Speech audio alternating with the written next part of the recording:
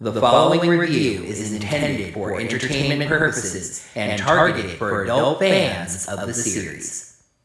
It's beginning to look a lot like Christmas.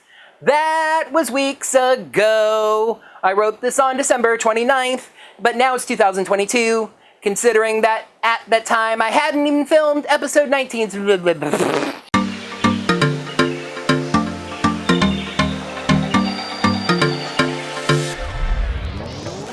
Hello there, heroes. I'm the Orange Ranger, and well, here we are. We don't have a lot of setup here, but we do have a hanging plot thread that we can grab onto and drag ourselves into this finale with. Void Knight has stolen equipment that can harness the power of the Morphin Grid. Can the Rangers stop his plans? Let's find out by taking a look at the 21st episode of Dino Fury, the first season plot finale, Void Trap. Please make sure you're subscribed to the channel. Yeah, and make sure you got your notifications set up by hitting that little bell icon. Right you. What he said was, you can consider checking us out on Patreon or Ko-fi at Orange Ranger Videos. And immediately we get a reminder that this was written for Nickelodeon, where kids might have forgotten what happened 7 days ago, and not for Netflix, where episodes 12 through 22 dropped on the exact same day. So we get a previously on Power Rangers segment that just reminds us that Dr. Akana found the grid, Void Knight saw that and told his floaty wife, and then stole all of her equipment. Oh, but about that last part, something I didn't mention last time. Solon says that Void Knight stole all of Dr. Akana's equipment while touching a connector that's strapped to one of the statues. So, not all of the equipment. Inside the base, the Rangers banter around why Void Knight would take this equipment, reasoning out that maybe the Sporix haven't been powerful enough and he wants to use the power of the Morphin Grid instead. When Amelia asks what Void Knight needs power for, Javi jokes that it is almost summer. Maybe he's trying to power an air conditioner.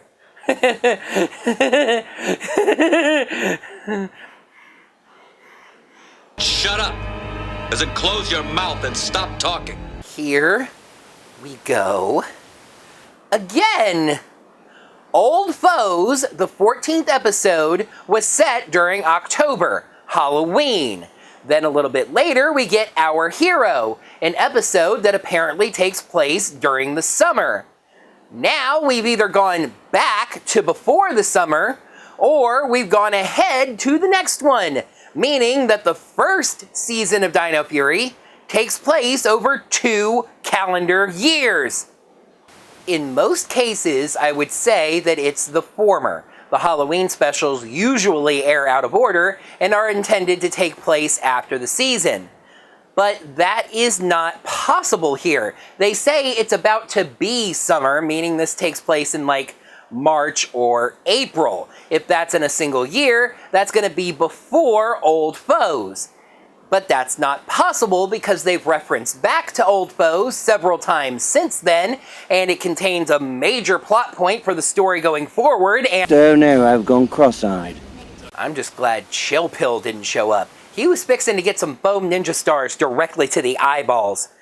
So that significant, but not critical detail aside, we do get a little bit of ongoing plot from past episodes, as Izzy still references to the fact that she's knowledgeable about electronics now. And they point out the error with the stolen all the equipment line. Void Knight did not get the machine's capacitor, and it will not function without it. Their first instinct, of course, is to protect the capacitor, but Ion gets an idea. They can let Void Knight steal the capacitor, but a broken or a damaged one. However, for some reason, Zato says this involves allowing Void Knight to catch Dr. Akana and stealing it directly from her. Ollie objects, since this plan would put his mother in danger, and his objection is completely valid. Don't get me wrong, the Rangers are right in what they say. The entire world is in danger, and they should just ask Dr. Akana and let her consent to being part of this plan. But Why is she needed in the first place? Just walk around with the capacitor going, I sure am glad that Dr. Akana fixed this capacitor. I really hope the Void Knight doesn't come to steal it. Oh no! At Area 62, Regal revives Boom Tower. Again. I guess we really need to use up that Boom Tower stock footage. You know, constant revival can start to feel a little cheap. Void Knight realizes the capacitor is missing and sends everyone, even Regal, to go find Dr. Akana and get that part back. He then goes to visit his wife, again, and removes his helmet, again, and just says, soon, my dear, soon. Oh, we do get her name this time at least, Santaura. That name doesn't sound human. Don't get me wrong, it's a pretty name, but it definitely sounds like it was written to be the name of an alien. The Rangers bring Dr. Akana to the base, morphed of course, and of course she geeks out about the ship and so on and the technology, etc., etc.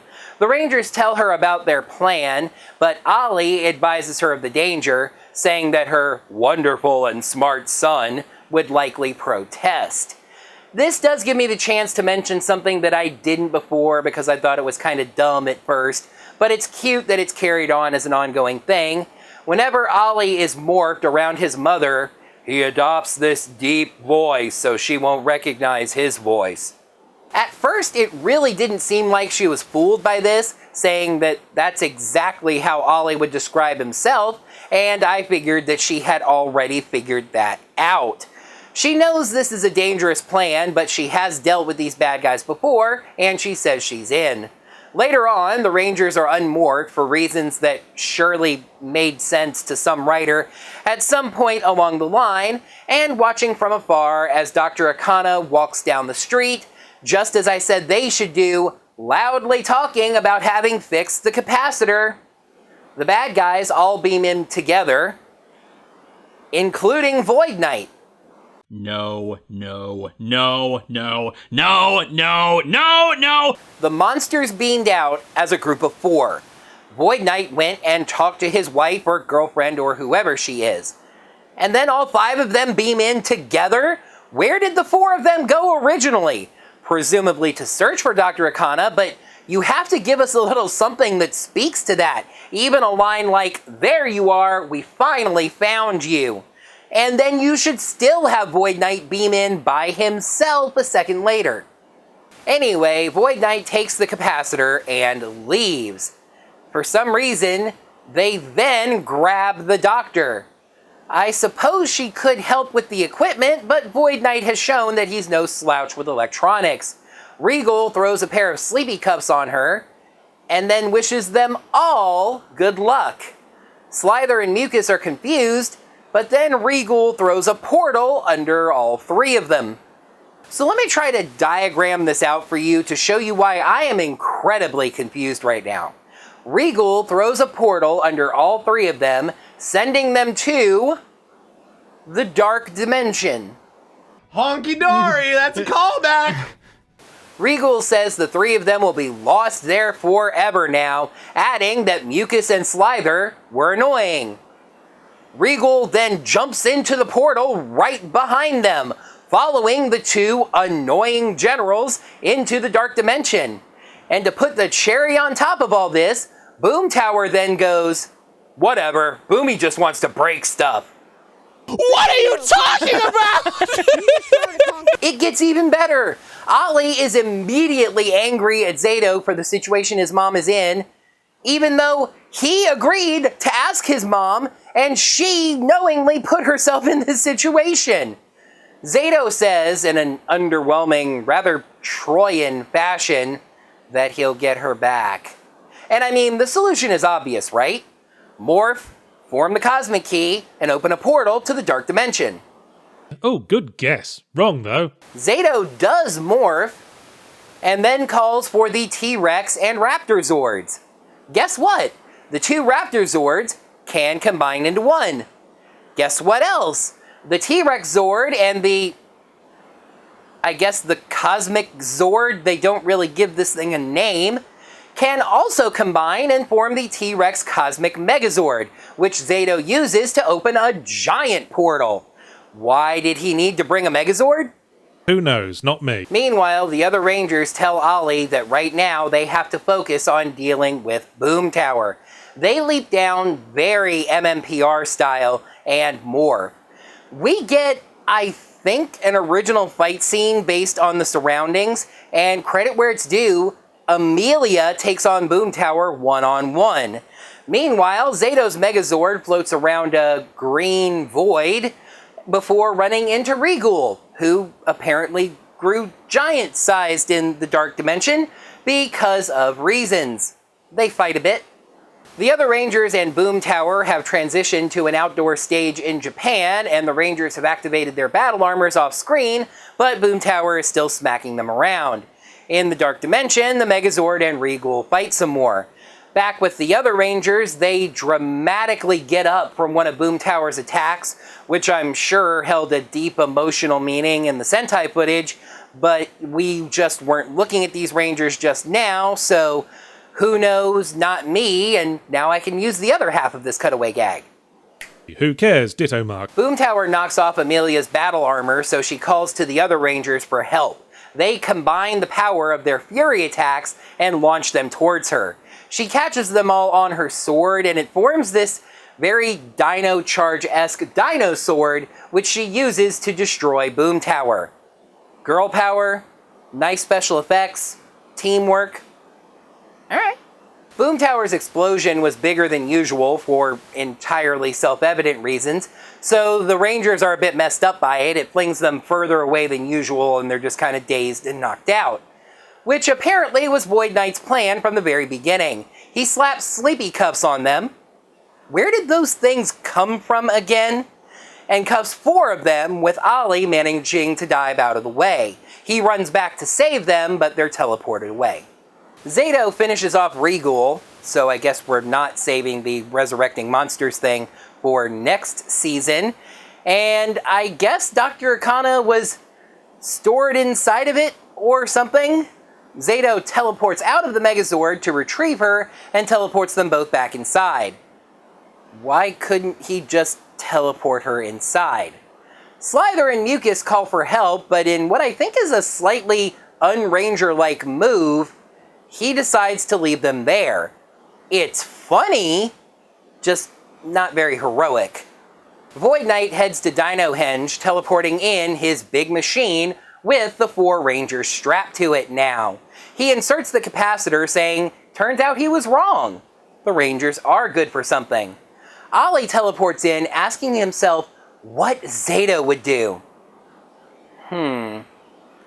Attempt a cool catchphrase, fall just a little bit short, and then go charging in. Is that gonna work? Is that something we can, And he doesn't even have to wonder, because there's Zato right now with his mother.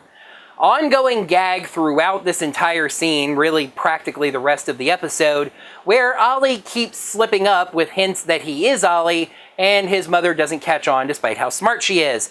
Just mentioning it right now. Void Knight has the morphing grid energy channeling through the Rangers in the same way that the grid energy was channeled through Ion when he used it to charge the Cosmic Key, and that power is going into the machine where his wife is. Ollie realizes they can't blow the capacitor now. They never really established this, but I'm guessing that they rigged the capacitor to explode as the sabotage, so Zato has a new plan. Just take the thing back out. He attacks Void Knight to give Ollie a distraction and chance to do so, transforming his saber into a mighty Dino Dagger and tossing it at Void Knight, who just teleports out of the way. Another swing and a miss for the mighty Dino Dagger. Void Knight gets sleepy cuffs on Zato and adds him to the machine. But it's okay, because in the meantime, Ollie ran over and grabbed the capacitor out, right? No, he stayed planted directly next to his mother and did not move a single inch. Come on, Ollie, this is basic video gaming. You've got to be ready to move as soon as the distraction starts. You really need to call up Devin over in Coral Harbor and have him give you some tips on this stuff. Dr. Arcana suggests taking Zato's place as the new distraction in this plan, but Ollie refuses with more of the near giveaway stuff. Dr. Akana finally says, "Screw you, Blue, it's my life," and he agrees. She runs out and smacks Void Knight with a big stick, really just annoying him. He punches her away, so yeah, she's dead, and grabs his sword to slice him up some doctor, but Ollie finally gets moving with a completely different plan than the first one. Okay, this time they did discuss it, I just left that part out for dramatic effect. If they cannot, for reasons that they never make clear, remove the capacitor, then they should remove the battery. Ollie destroys the Dino Henge statues using the power of the sprint key and powering down Void Knight's machine. Good news! The Rangers are going to survive! Bad news! Without the statues, they don't have a link to the morphing grid, and they are no longer Power Rangers, completely demorphed. Including Ollie, and yes, his mother is completely surprised by this when she really shouldn't be. What I love about this is that the Rangers confront a really pissed off Void Knight, even without their powers, and Dr. Akana goes straight up Mama Bear, stepping in front of all of them and telling Void Knight that if he hurts Ollie, she will hunt down not only him, but anyone that he has ever loved. Whoa. They then get her to safety, really against her wishes as she kind of struggles to stay in the fight, and we get a really good unmorphed fight as VK summons some henchmen, with Amelia once again taking on the strongest dude in the room, this time Void Knight himself. Amelia's fighting Void Knight. I wonder if that'll come to be ironic at some point. The Rangers realize that they cannot keep this up without their powers, and Izzy gets an idea. I've got it! Arson! She goes sprinting past everyone and slashes the bejesus out of Void Knight's machine. For the record here, I don't think any of the Rangers ever actually realized that there was a person inside. Her window was kind of facing away from where they were sitting, etc., etc. She then gets his attention, and when he jumps over to smack her away from the machine and try to make sure it's not too broken, she calls on Ion to finally pull off this dumb distraction get the capacitor plan.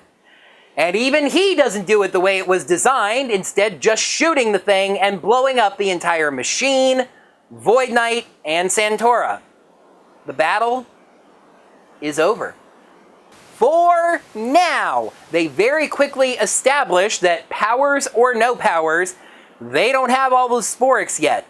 All the Rangers agree to keep fighting. For the record, it does seem like they're able to still at least summon their weapons, even if they don't have access to their powers or their Zords or whatever. And after making this declaration, there's bolts of lightning and spidery constellation webs come down from the sky, and a portal opens in the darkness. And down floats the green Morphin Master. Why is it just her again? Some of you are rolling your eyes, knowing what's about to happen, and indeed it does. She tells them that their job's not done, and magically repairs all of the Dino Henge statues. There's actually a quite darker moment in this, though. Zato says that, of course, they will stay dedicated to the task, but he has questions about Rafcon and the fate of his people. Her response is to float away without another word. It really just struck me as, I'm not here to answer your questions, Worker Bee. Put your life on the line for the grid and shut up. The Rangers morphers are reformed, and they're completely surprised by this, even though that was absolutely clearly what Greenie was doing. Solon gets a Ranger hotline call about a Sporix, and the Rangers morph and do a nice little pose to end things. That's a very nice and the story goes on ending, but the Rangers just fighting against Sporix beasts without a leader would be kind of boring, wouldn't it? Yes! We return to an empty Area 62. Or is it? We see Santaura's vault with her still floating inside, but now the glass on the front of it is cracked. We then see Void Knight's discarded, battle-scarred helmet. That brings an end to the first season of Power Rangers Dino Fury. Yes, I know that's not true. Let's just balance the scales anyway. Episode 21, Season 1 story finale, Void Trap. Pros, a lot of fun action and spectacle, features Dr. Akana prominently, and doesn't act that much like a finale, which it isn't. Cons, feels like just another episode, far too little story setup, and forces in a moral in the story finale. A lot of stuff happened, but a lot of stuff just happened. Void Trap gets 3.5 scales out of 5. I'm kind of torn on how I feel about this, but this is really the first post-Disney Season 1 finale to not really feel at all like a finale. Part of that is intentional because it was clearly written more as a mid-season finale, but other aspects of the plot don't feel like this was ever written to be a finale-esque episode. Void Knight finishes a plan that he thought of last time. It was bombastic, but it lacked substance. It's beginning to look a lot like Christmas. That was weeks ago. Wrote this on December 29th. Now it's 2022. At the time, hadn't even filmed episode 19's review. Anyway, it is time once again for the annoyingly pedantic distinction between the end of Dino Fury's first season story and its actual final episode. The pressing question on every Ranger fan's mind, even though most of you have seen this episode already and know the answer, will we see Fresno Santa again? Let's find out by taking a peek at the actual final episode of Season 1, the 22nd episode of Power Rangers Dino Fury, Secret Santa. While the Rangers fight to get Santa's magic sketchbook back from the villains, Hobby and Solon are caught in a trap. That was a weird voice. Anyway, Ranger Wiki calls this an epilogue to the first season, and I kind of like that term. It fits very neatly. Also, it lets me use this. The epilogue!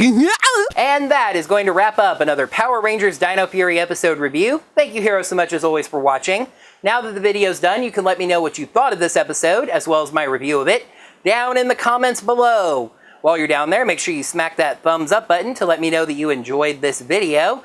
And if you'd like a way to financially support my channel, but don't want to do Patreon or Ko-fi, consider checking out my Teespring store and getting some sweet Orange Ranger merch. Until next time, heroes, may the power protect you. Hello there, heroes. I'm the Orange Ranger, and welcome to another Dino Fury episode review. Power Rangers Dino Fury? Yeah. Oh, actually, and I didn't even say it that way, so. Void Knight has stolen equipment that can harness the stupid things. The Rangers tell her about the plan, but Ollie advises her about the danger. Regal throws a portal underneath all... Yeah, I was right anyway. Even though he agreed to... he shows up and slaps Sleep... Void Knight, Void Trap... A lot of stuff happened